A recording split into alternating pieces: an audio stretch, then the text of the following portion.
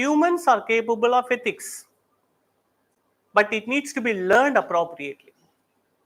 It needs to be learned appropriately, correct? And the learning the aptitude. Aptitude is what? It's nothing but our ability to learn.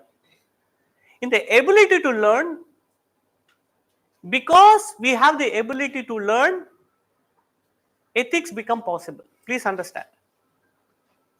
Because our ability to learn, ethics is possible. And because we often forget what we learned, law becomes necessary. நம்ம கத்துக்க முடியும்ன்றனால தான் ethics இருக்கு. நம்ம கத்துக்க அந்த அடிக்கடி மறந்துடும்ன்றனால தான் சட்டம் இருக்கு. We are not born ethical. Everybody comes with a clean slate அப்படின்றாங்க. What is written on the slate depends on what you going through in your life, on what message you take. So, whether aptitude is possible for ethical awareness, yes, it is, which is what everyone is going through. But அந்த learning என்றது how it happens.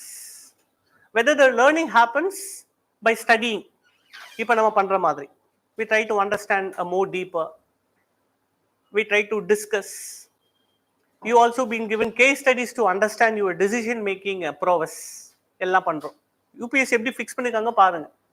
ஆப்டிடியூட்னு எதுக்கு தந்திருக்காங்கன்னா எத்திக்ஸ்ன்றது கத்துக்க முடியுமா இல்லையான்னு உங்களுக்கு தெரியணும். But many people they proclaim with proud, hey நான் இப்படி தான்டா, தொண்டர்ல இருந்து நான் இப்படி தான் சொல்லுவாங்க. No, that shows their resistance to learning. There is nothing good coming in saying that I am this, I am that. So aptitude means you can learn. You can learn these ethical behaviors. Then the next aspect is humans are naturally social animal. We usually say humans are socially animals.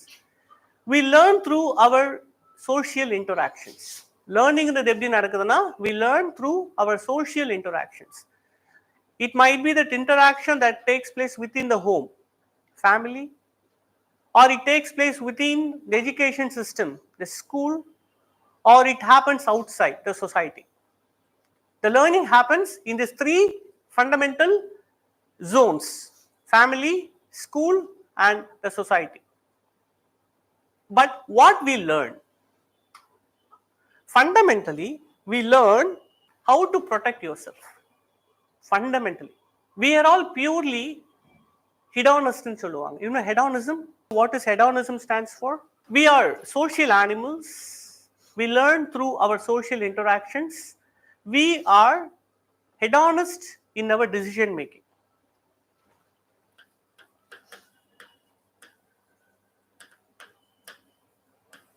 Hedonism is simply a philosophical view that explains that human actions are purely driven by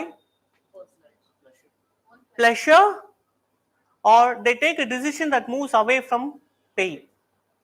We take a decision that maximizes pleasure or minimizes pain. This is called as hedonism. So hedonism is the view of life that our actions are directed by maximizing pleasure and minimizing pain. Hedonism. You may be a compassionate person who helps those who are in need. But have you ever felt, if you're truly that, it's a good thing. But have you ever, what you have felt after that compassionate action, how do you feel yourself? You feel light. You feel happy of doing something because it maximizes the pleasure. It maximizes the pleasure. If somebody else is being something very crude and very raw behavior, that has given them the pleasure. So we are in a way that our actions are guided by hedonist principles, that we want to maximize our pleasure and minimize our pain. So நம்ம social animal. We interact with others. Correct? Second, எப்படி interact பண்றோம்னா we interact in a way that we want to maximize pleasure in that interactions. நம்ம பண்றது எல்லாமே என்ன பண்றோம்னா we want to maximize that pleasure and minimize pain. That is how our behavior is guided. இப்போ யாரோ ஒருத்தவங்கள உங்ககிட்ட பேசும்பொழுது எப்பவுமே இரிட்டேட்டா பேசுறாங்க, will you ever go and approach the person again? Because that gives you pain. If somebody is sweet talking to you, you would like to spend time with the person because that gives you pleasure. Our social interactions are mostly guided by hedonist principles, maximizing pleasure and minimizing pain. So இது என்ன ஆயிடுதுன்னா when this is wrongly interpreted, in the hedonism is good in a way, but when it's wrongly interpreted, it results in propagation of selfish interests, my pleasure. But we need to understand that my pleasure rests with the happiness of the others. Like Kautilya have said in Arthashastra. What Arthashastra said as a king's duty. என்ன சொல்லிருக்கா தெரியும் இல்லையா? The happiness of the king lies in the happiness of his subjects. So we want to gain pleasure, but not by satisfying your innate desires, but by fulfilling others. Our actions are guided by our pleasure seeking behavior or pain avoidance mechanisms. The next thing என்னன்னா, how do we seek pleasure? How do we seek pain? Either by fulfilling yours or other desires. So in the process enna agudana, it crystallizes and solidifies in a way that you tend to fulfill your interests more than satisfying the others. We have been trained to fulfill the self preservation of oneself. We are trained to be preserving ourselves. நாம நம்மள காப்பாத்திக்கிறதுக்கு நம்மளுக்கு எது correct, நம்மளுக்கு எது ரொம்ப நல்லா வரும் அதையே நம்ம செய்ய அதிகம். We are trained to do that. You are not a private individual anymore. You have to take up the authoritative powers granted by the civil service. You are an individual now, right? This is how our actions have been driven mostly. Correct?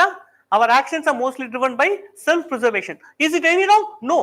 Self-preservation is a part of natural justice. Even in criminal court, you are completely within your rights to preserve yourself and kill a person if your life is a threat. Self-preservation is a natural justice. But we have been trained to satisfy your own desires. Once we come to the civil service, becoming a civil servant is moving beyond one's own personal interests. புரியுதா உங்களுக்கு? நம்ம இது வரைக்கும் train ஆனது to satisfy our own interests, but now we have to look for public interest as well. So becoming a civil servant is a lifelong exercise of limiting your interests and furthering public interest.